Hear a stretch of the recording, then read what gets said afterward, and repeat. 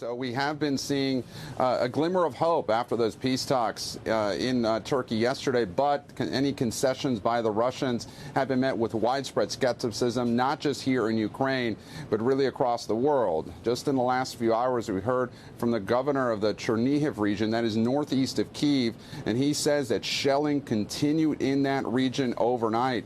Again, fueling that skepticism that the Russians really are changing tactics. The UK Ministry of Defense saying that some Russian forces appear to have gone back to Russia or Belarus for resupplying, but fighting is intensifying in other parts of this country, including to the east and northeast, cities like Kharkiv, and also, of course, the besieged city of Mariupol, where Ukrainian President Zelensky says more than 90% of the buildings there have either been damaged or destroyed.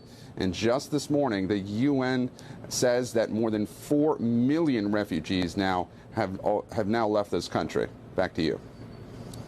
Hey, Gabe, real quick. I don't know. I doubt you probably don't have time to be reading the New York Times this morning, but Bret Stephens has a column where he effectively, Joe, this goes to your point about what Putin's endgame is, and he writes, suppose for a moment that Putin never intended to conquer all of Ukraine, that from the beginning his real targets were the energy riches of Ukraine's east, which contain Europe's second largest known reserves of natural gas. You combine that with Russia's previous territorial seizures of Crimea and the eastern provinces, as well as Putin's bid to control most of Ukraine's coastline, and the shape of Putin's ambitions become clear. He's less interested in reuniting the Russian-speaking world than he is in securing Russia's energy dominance. Gabe, anybody talk about that over there?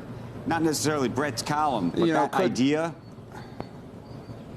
You know, it could be. You know, now we're having this discussion following these peace talks that if, you know, in the next couple of weeks, the Ukrainians have essentially put back on the table at least a discussion of that eastern region, the Donbass region. This was something even just a few days ago that Ukrainian President Zelensky and others here in Ukraine had thought was off the table. But even the fact that we're having this discussion could be significant. And everyone thought that, well, because we saw so many of the Russian forces in and around Kyiv in the early parts of this war, that perhaps taking down Kyiv could have been Putin's intent.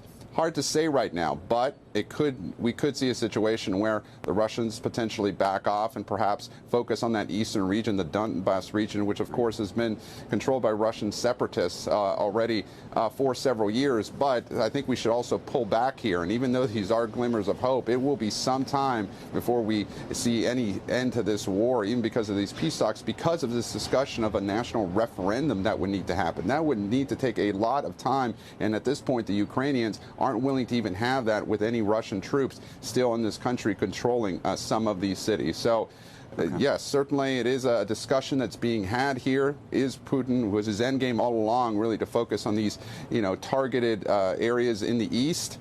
Perhaps. We just don't know at this point. It's hard to tell what Putin's next move is. Shepard Smith here. Thanks for watching CNBC on YouTube.